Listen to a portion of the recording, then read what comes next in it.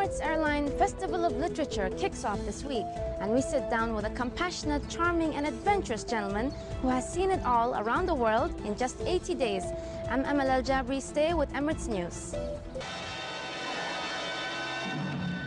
Michael Palin's success story starts with being a member of the famously cheeky Monty Python comedy troupe, acting out sketches which are usually strange, adamant and tasteless, but undoubtedly hilarious.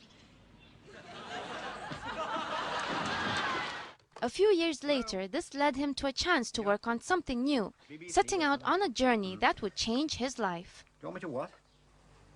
Want me to go around the world? In the last 22 years, by a series of chances, I ended up doing travel documentaries for the BBC in a particular style. And Around the World in 80 Days was the first of those, and we've now made 7 more. Accompanying his highly flourishing BBC travel series Around the World in 80 Days, Palin has also written books on his amazing adventures, most of which have been #1 bestsellers. With so many achievements, which one is the most memorable? I gave some money and some support to a thing called it became known as the Michael Palin Centre for Stammering.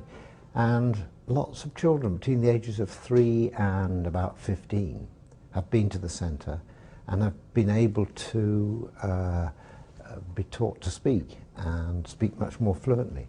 And parents and children say it's changed their lives. So I feel very, very proud of that.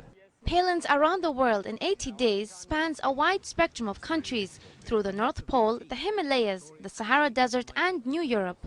His reputation for the sheer realism, honesty and charismatic presenting style of his travel documentaries is felt on a global scale. An Ethiopian man came up to me and he said, you make television documentaries, you're Michael Palin. I said, yes, that's right.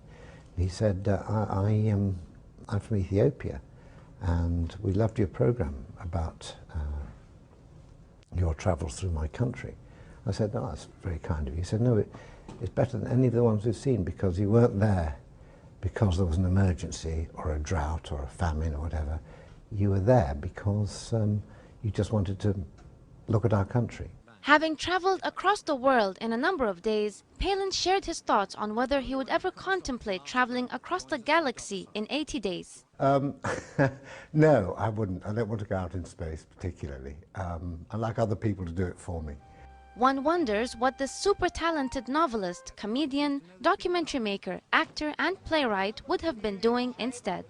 Someone who can play the saxophone really well, that lovely cool blues music. That would be my other dream.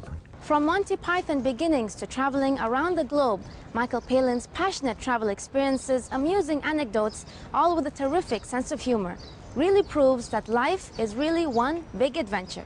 Amal Al Jabry, Emirates News.